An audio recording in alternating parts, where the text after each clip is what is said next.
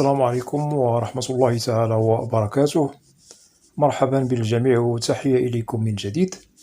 برنامج اليوم هو برنامج مهم موجه خاصة إلى الإخوة والأخوات الفائزين بالقرعة الأمريكية، وأخص بالذكر الإخوة الذين لديهم تساؤل مطروح عن شروط الضامن بالولايات المتحدة. إذن هناك نقاط مهمة سوف نتطرق لها في البرنامج، ولا بأس إن استفدتم من البرنامج أن تقوموا بمشاركته مع الأصدقاء والأحبة، هذا كله لكي تعم الفائدة. ولا تنسوا أن تشتركوا في القناة. إذن نبدأ بالتوضيح المهم عن التساؤل المطروح عن شروط الضامن ودوره في استضافة الفائز بالقرعة الأمريكية. إذن أولا للمعلومة وللتعريف بالضامن. الضامن هو شخص سنجده مقيم بالولايات المتحدة الأمريكية، ممكن أننا سوف نجده عربي مقيم بالجرين كارد أو لديه الجنسية الأمريكية، أو شخص لديه جنسية أخرى ليس بالعربي، سواء أمريكي سواء مكسيكي إلى غير ذلك. المهم هو أننا نجد هذا الشخص الذي هو بالولايات المتحدة إذا أراد أن يستضيف أو يستقبل الفائز بالقرعة لازم أن تتوفر فيه الشروط، وهذه الأشياء سوف أوضحها لكم بعد قليل.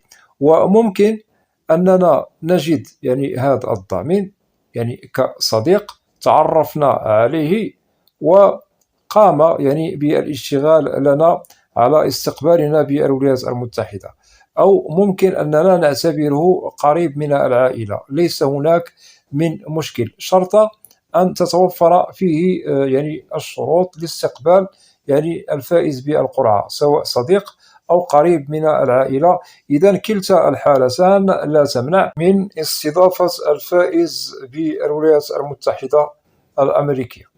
وكذلك وضحنا للتأكيد لازم توفر الشروط السالف ذكرها كإقامة قانونية أو مثلا لديه الجنسية الأمريكية، بغض النظر عن شروط أخرى سوف نوضحها لكم بعد قليل.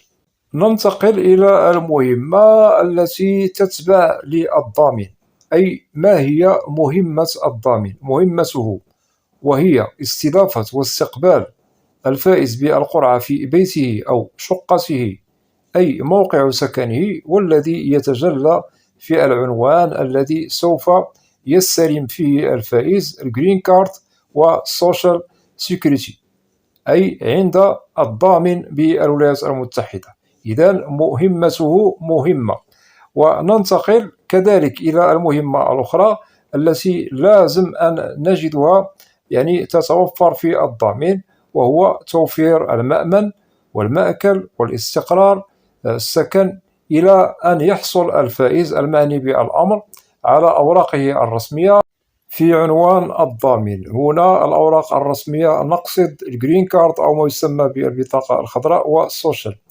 وكذلك كل هذه المهام المهمة التي سوف يقوم بها الضامن لاستقبال الفائز بالقرعة في الولايات المتحدة لازم أن يتعهد بها، وفي حالة أنه لم يفي بوعوده هنا سوف يقع في المحظور، أي الضامن بالولايات المتحدة. وبالطبع التعهد هو بضوابط، وكذلك يشترط هذه التعهدات أن يقوم بإرسال وثائق مهمة سوف نوضحها لكم. أتمنى أن تكون هذه النقاط واضحة، ولا تنسوا بأنه الضامن مهمته تتجلى في أشياء مهمة، لازم أن يجد فيها الفائز مستقره ومأمنه إلى غير ذلك من الظروف والأحوال التي ممكن أنها سوف تسهل عليه استلام أوراقه في عنوان الضامن بخير وسلام بدون مشاكل. هذه الأشياء كلها يتعهد بها الضامن إذا أراد استقبال الفائز بالولايات المتحدة الأمريكية. وهذا بالطبع قانون موضوع من طرف قانون الهجرة الأمريكي، والذي يتعلق بالضامن والشروط التي لازم أن تتوفر فيه كل الشروط الموضوعة من طرف قانون الهجرة الأمريكي والذي يتعلق بالضامن. أتمنى أن تكون هذه النقاط مهمة. ننتقل إلى المهم. بالنسبة للشروط التي يجب أن تتوفر في الضامن إذا أراد أن يستقبل الفائز بالقرعة، أن يتوفر على عمل، على مسكن، حساب بنكي، أداء ضرائب إلى الحكومة الأمريكية، دخل سنوي، سواء متزوج أو غير متزوج لا يمنع، سواء لديه أبناء أو ليس لديه أبناء هذا لا يمنع. إذن هذه النقاط التي وضحناها لكم هي كشروط لازم أن تتوفر في الضامن إذا أراد أن يستقبل الفائز بالقرعة الأمريكية. كذلك لا ننسى الشرط الأساسي والمهم، سواء هذا الضامن لديه جرين كارد أو ما يسمى بالبطاقة الخضراء أو لديه الجنسية الأمريكية هذا لا يمنع. كلتا الحالتان ممكن أنها تقوم باستضافة الفائز بالقرعة، ليس هناك من مشكل. وللتأكيد في حالة أن هذا الضامن لا تتوفر فيه الشروط السالف ذكرها قبل قليل، هنا بالطبع لا يحق له أن يقوم باستضافة الفائز بالقرعة الأمريكية. لازم أن تتوفر فيه هذه الشروط التي وضحناها لكم قبل قليل. لكي ننتقل إلى الإجراءات المهمة التي يجب أن يشتغل عليها الضامن إذا أراد استضافة الفائز بالقرعة الأمريكية في حالة أن الشروط مستوفية ومتوفرة وليس هناك من مشكل أو عرقلة في مسار استضافة المهاجر، أي أن الشروط التي سبق أن وضحناها لكم قبل قليل تتبعها إجراءات مهمة لازم أن يشتغل عليها الضامن بضوابط. والمطلوب منه كإجراء مهم بعث أو إرسال استمارتان مهمتان إلى الفائز قبل الموعد والمقابلة، وهذه الاستمارتان يقوم الضامن بوضع جميع البيانات والمعلومات المهمة عنه بالولايات المتحدة الأمريكية. نبدأ بالاستمارة الأولى أو فورم A134، وهذه الاستمارة سنجد بها جميع المعلومات والبيانات التي تتعلق بالضامن، وعليه ملؤها شخصيا بدون كذب وبدون أخطاء وبدون زيد أو نقص. وبالنسبة لهذه الاستمارة يرسلها الضامن من الولايات المتحدة إلى الفائز في بلده الأم.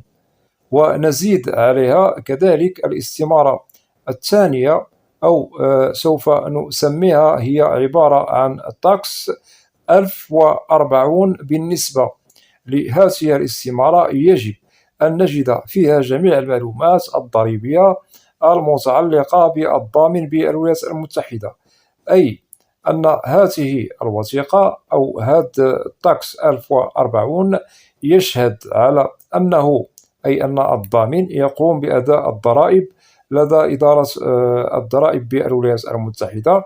وهذه الاستمارة يقوم ضابط الهجرة يوم الموعد والمقابلة بالتحري على المعلومات والبيانات التي تخص الضامن. وهذه الاستمارة سوف توضح هل الضامن يقوم بأداء الضرائب بنظام أو أنه لا يقوم بأدائها بانتظام. وهاتان الاستمارتان هما مهمتان، ولازم على الضامن عندما سوف ينتهي من إجراءاتها يقوم بإرسالهما إلى الفائز في بلده الأم قبل الموعد والمقابلة. سوف نوضح لكم هذا.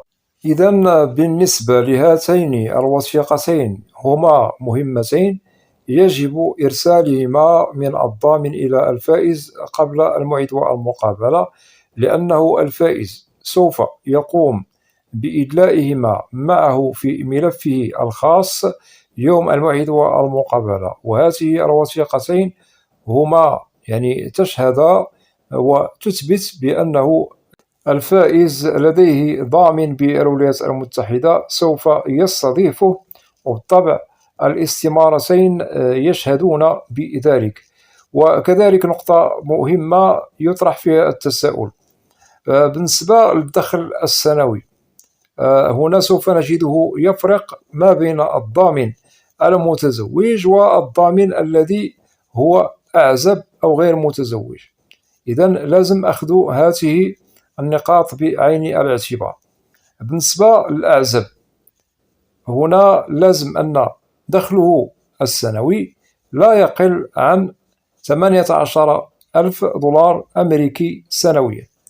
أما بالنسبة للمتزوج فيجب أن نجد دخله السنوي قدره 24,000 دولار سنويا.